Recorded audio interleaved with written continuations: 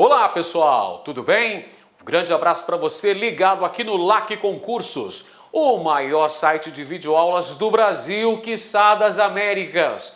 E a gente junto aqui, para desespero da concorrência, Edenilson Moraes está na área e se derrubar é pênalti, meu camarada. E a gente vai dando prosseguimento à nossa preparação focada para esse concurso e a gente analisando todos os itens que constam do seu edital no que tange a história de Mato Grosso, galera. E hoje já está na sua tela, olha aqui na lousa, vamos falar sobre a fundação de Vila Bela da Santíssima Trindade e a criação da Capitania de Mato Grosso. Ou seja, é nosso objetivo na aula que agora se apresenta falarmos sobre a consolidação do processo de colonização das terras mato-grossenses, lá no século XVIII, quando Portugal vai se assenhorar desse território e vai promover a assinatura de tratados de limites com a coroa espanhola, com destaque para o Tratado de Madrid, firmado no ano de 1750. Pois é, pessoal, mas toda vez que eu começo a aula, a gente tem que fazer aquela injeção de ânimo, tem que motivar, afinal de contas, não é fácil. Você sabe muito bem que concurso exige dedicação, exige esforço, você precisa se empenhar para ter um grande desempenho. E a nossa meta aqui no LAC Concursos é que você possa gabaritar, com toda certeza. Se você tiver um empenho digno, se você tiver uma preparação condizente, não tenha dúvida, você vai conseguir o seu intento. Olha só, moçada, a mensagem que eu deixo para vocês. Quando se nasce com poucos recursos, estudar é o maior ato de rebeldia contra o sistema. É isso aí, pessoal. Estudar ainda é a meta, ainda é o instrumento, ainda é o meio pelo qual você pode conseguir uma ascensão social de maneira lícita. Portanto, não se esqueça, sempre é preciso estudar, sempre você tem que se empenhar para ter um grande desempenho. A sua ascensão, o seu sucesso depende exclusivamente do seu esforço. Portanto, continue estudando com foco, com força, com fé, que você vai alcançar as suas metas.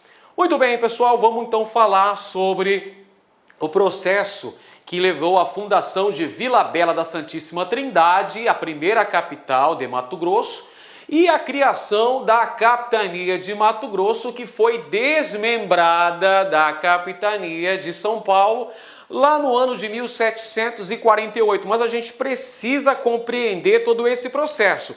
Em aulas anteriores a gente falou sobre a descoberta de ouro nas terras mato-grossenses, que foi um resultado direto da ação empreendida pelos bandeirantes. Você se lembra aí, os bandeirantes que vieram de São Paulo, inicialmente com o intuito de prear os índios, de capturá-los e torná-los escravos, e acabaram fortuitamente, acabaram de maneira acidental descobrindo ouro. Primeiro, as lavras do Cochipó-Mirim, 1719, bandeirante Pascoal Moreira Cabral. Depois, as lavras do Sutil, com o bandeirante, o também sorocabano Miguel Sutil, no córrego da Prainha. Isso aí muda o interesse paulista em relação às terras cuiabanas.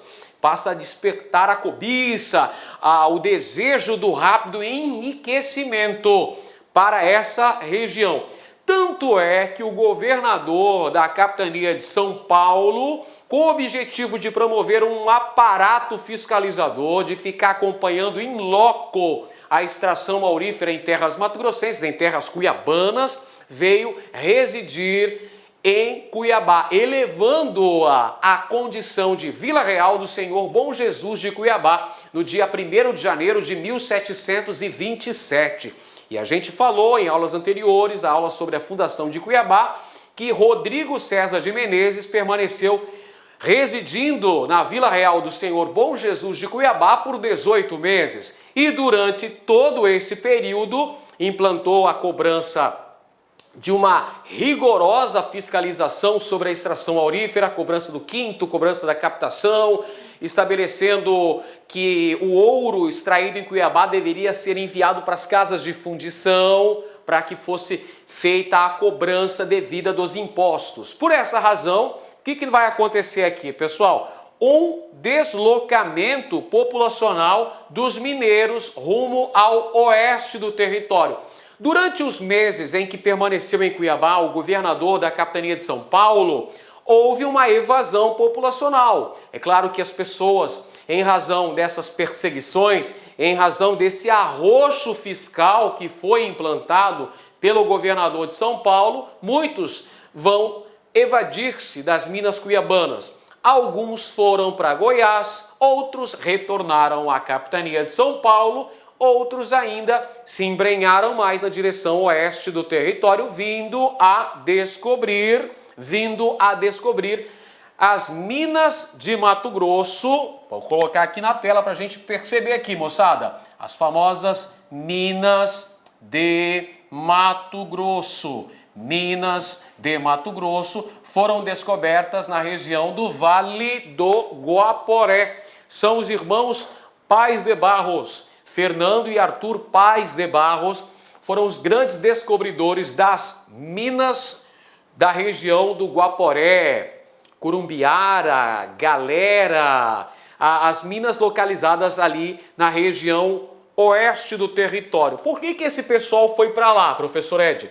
Olha só, a razão é a fuga da exorbitante tributação que fora implantada pelo governador da capitania de São Paulo no período em que o mesmo esteve residindo em Cuiabá. Então acontecem novas descobertas auríferas, desta feita na porção oeste do território, na região que foi chamada de Mato Grosso, por causa da vegetação nativa. Árvores mais maiores, né? Árvores, como que eu posso dizer para você aqui, ó?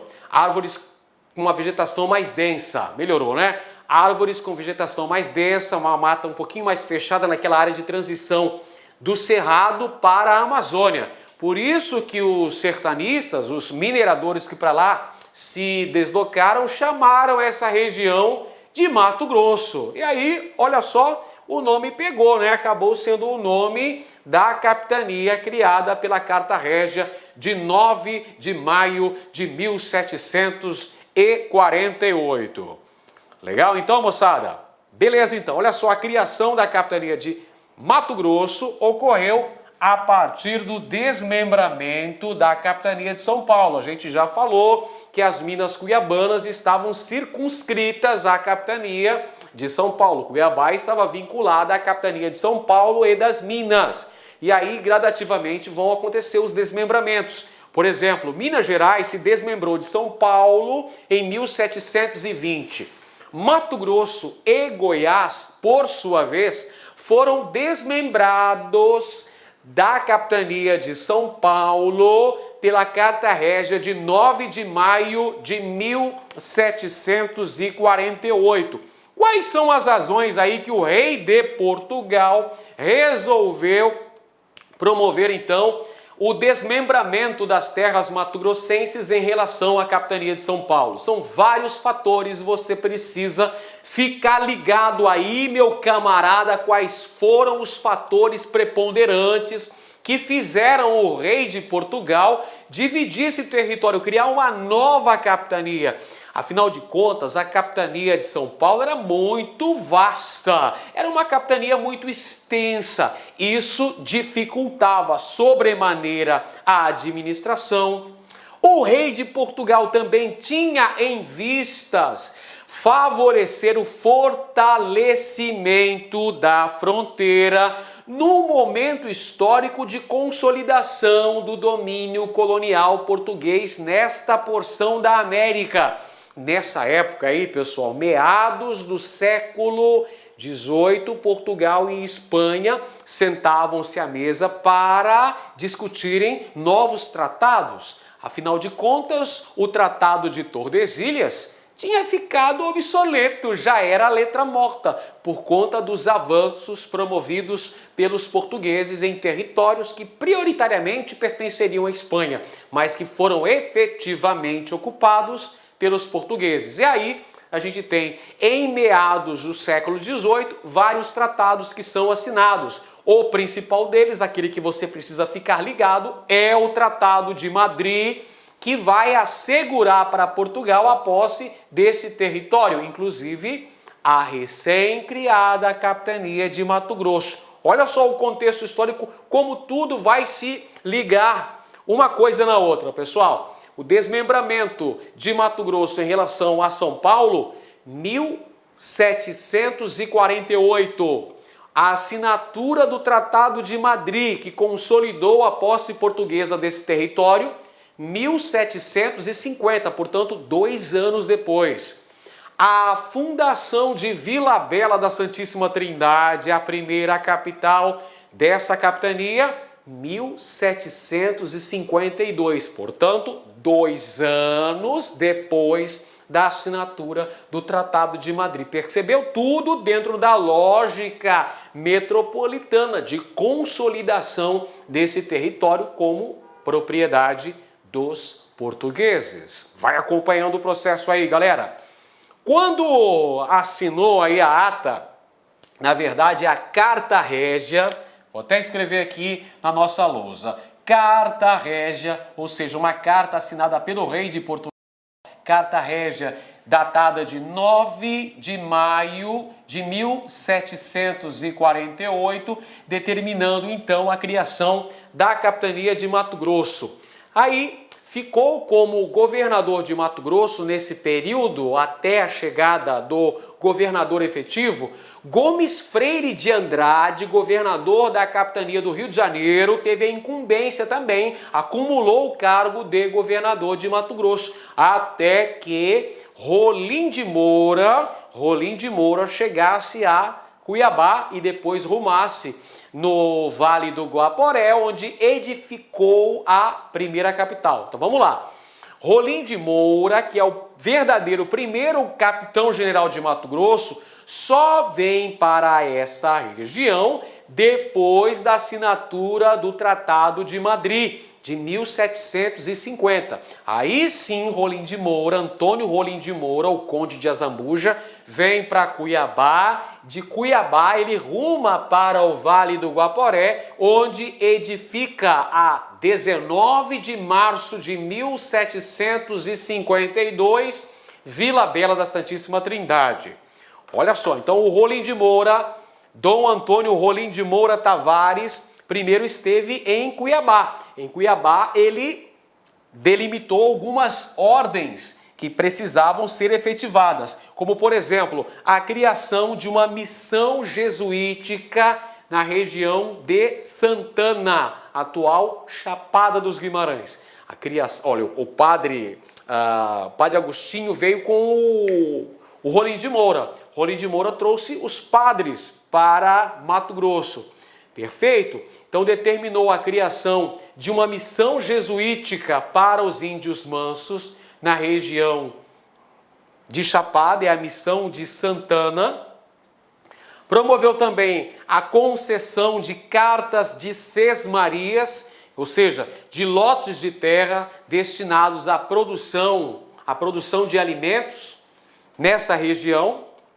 E depois é que ele rumou para o Vale do Guaporé. Olha só aqui, pessoal. O Rolim de Moura, Dom Antônio Rolim de Moura, rumou para o Vale do Guaporé, que foi justamente a região escolhida, determinada pelo rei de Portugal, para ser a primeira capital de Mato Grosso. Por que razão? Uma razão muito simples, pessoal. O contexto era o da efetivação do uti possidetis, do direito romano.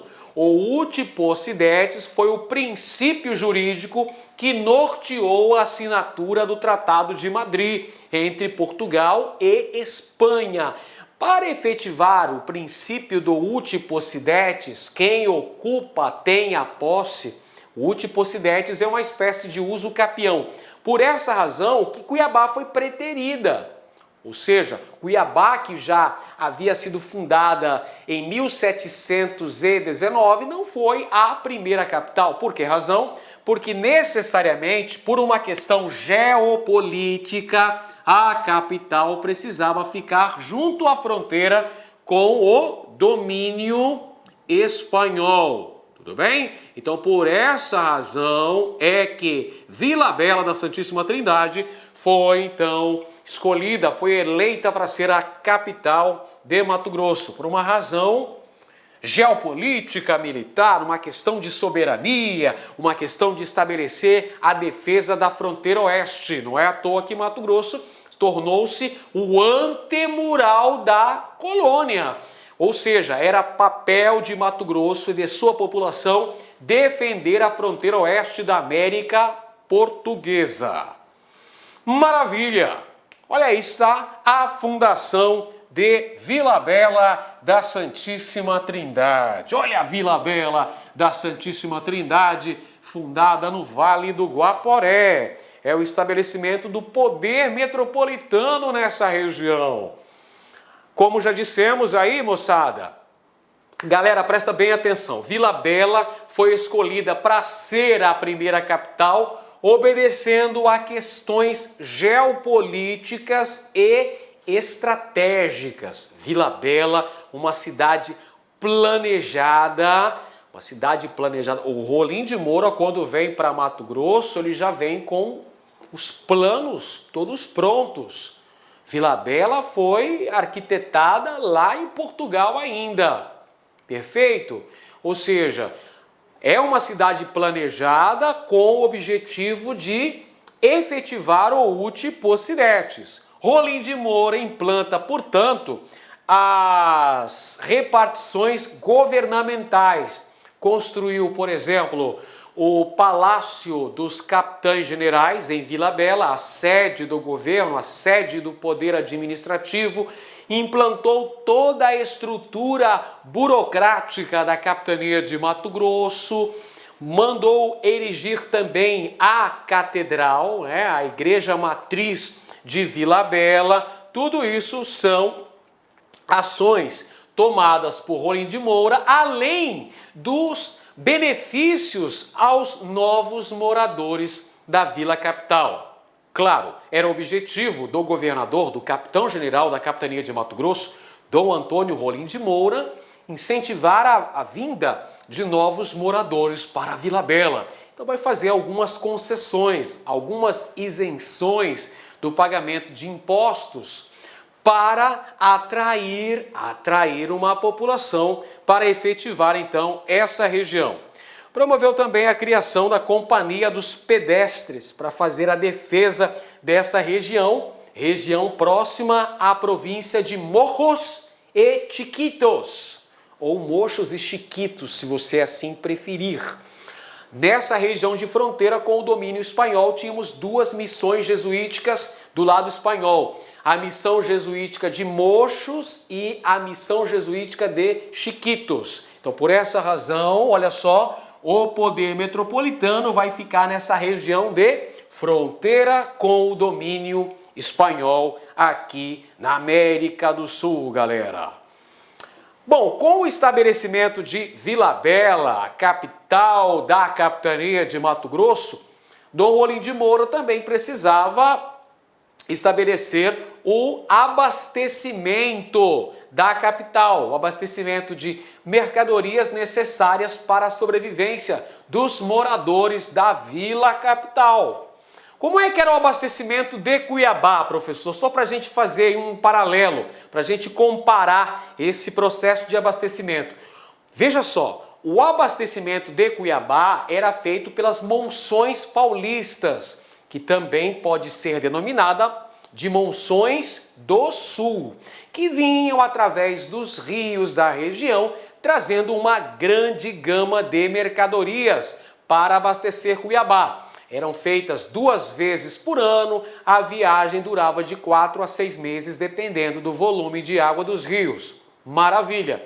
Só que para abastecer Vila Bela não seria possível através das monções do sul, porque teria que se enfrentar um trajeto terrestre de Cuiabá até Vila Bela, o que seria bastante moroso, bastante dispendioso. Então, qual foi a saída encontrada pelo governo português? A metrópole resolveu então estabelecer as monções do norte. O que são as monções do norte, professor?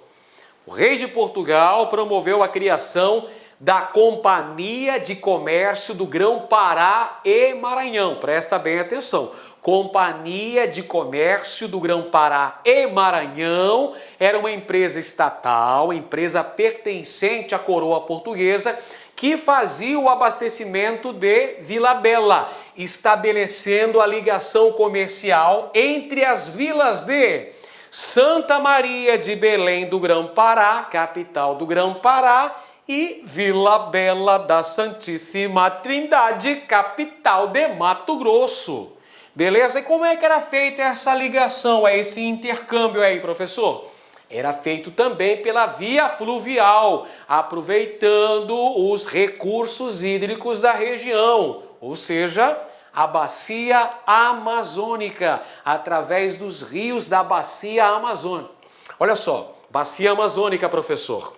Rio Amazonas, Rio Madeira, Rio Mamoré e Rio Guaporé. Olha os rios aí promovendo esse intercâmbio comercial entre Belém do Pará, olha aí, ligação comercial entre Belém do Pará e Vila Bela, através do abastecimento pela Companhia de Comércio do Grão-Pará e Maranhão, pessoal.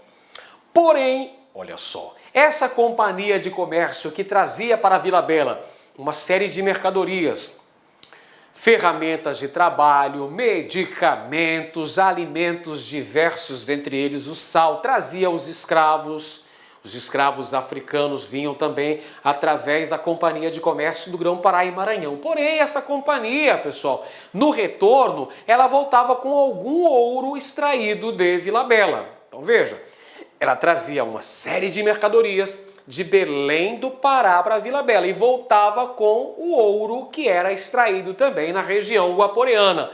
Porém, esse ouro, a exemplo do ouro cuiabano, teve um rápido esgotamento, porque era ouro de aluvião, pessoal. Então, à medida que o tempo foi passando, os moradores de Vila Bela foram acumulando pesadas dívidas em relação à Companhia de Comércio do Grão-Pará e Maranhão, que acabou falindo poucos anos depois de ser criada. Tudo bem? Então essa companhia teve uma atuação bastante efêmera, dificultando então a própria sobrevivência de Vila Bela da Santíssima Trindade.